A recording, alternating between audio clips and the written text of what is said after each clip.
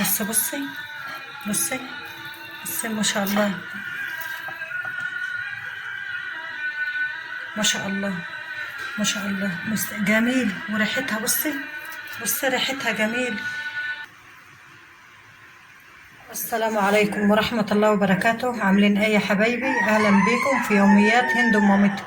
قبل ما نبدأ الفيديو ما تنسوش الصلاة على الرسول صلى الله عليه وسلم، والاشتراك في القناة من الزرار الأحمر اللي تحت الفيديو، واللايك عشان اللايك ده هو اللي بيدعمنا ويخلينا نكمل. النهاردة إن شاء الله بإذن الله هعمل فرخة مشوية، بس هعملها بطريقة جديدة حلوة. أنا عاملينها قبل كده كم مرة مع بعضنا، بس هعملها برضك وياكم اهو. الفرخة بقى كده هفتحها كده.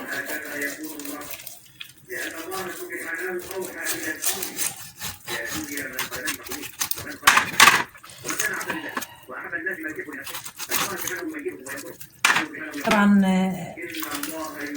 الفرخة ما تجيبها هتبقى بصي ما شاء الله كده. وتعملي بردك كده الوركان الاتنين كده اهي، هتبقى مفتوحة كده. هتيجي عند الصدر من هنا، عند الصدر من هنا كده، وتفتحي كده فتحة كده. وبردك نفس النظام، بردك الصدر هيبقى بردك مفتوح كده زي ما انتوا شايفين كده. هنفتحها كده. معايا بصلتين او ثلاث بصلات مفرومين كده زي ما انتوا شايفينهم ناعمين. ومعانا التوابل، معلقة بابريكا والفلفل نص معلقة، البهارات نص معلقة، الكزبرة الناشفة نص معلقة، الكمون نص معلقة، بصل بودر وطماطم بودر نص معلقة، ومعلقة ملح كبيرة. ومعايا ليمونتين معصورين، ومعايا ربع مج خل زي ما انتوا شايفين كده، ربع مج خل كده، ربع مج خل.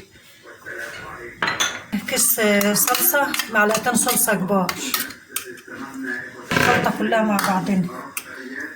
هنفضي طبعا البصل كده زي ما انتوا شايفين كده،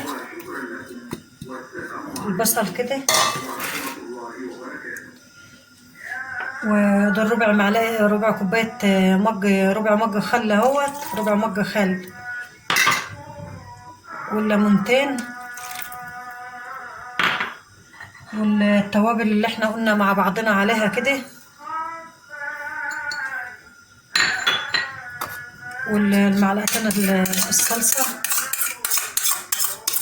زي ما انتوا شايفين كده.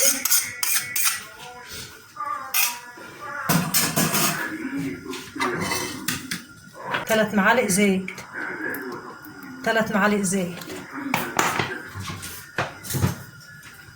هنضرب بقى الخلطة دي كلها كده مع بعضنا كده.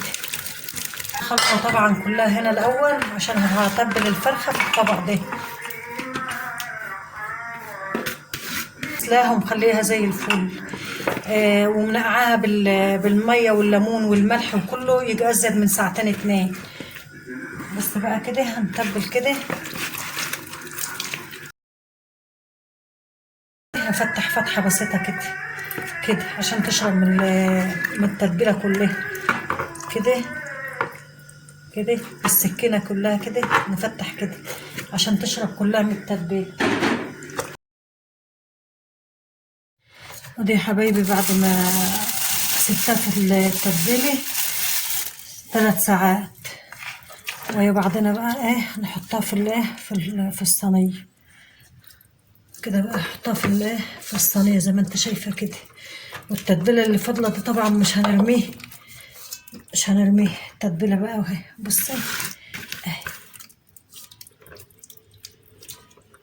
عشان دي اللي بتخلي الفرخة طعم وريحة، وبتسويه كمان بتسويه اهي زي ما انا وريتها لكم كده.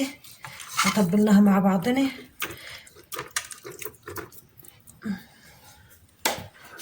انا مولعه الفرن بقاله دلوقتي يجي ربع ساعه.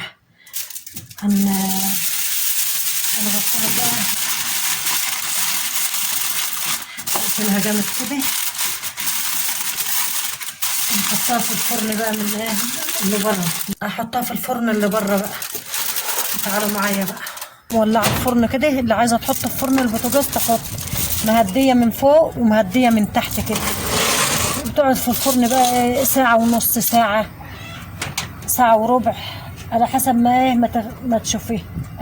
انا موطيه واقفل عليها كده وحطها في الفرن.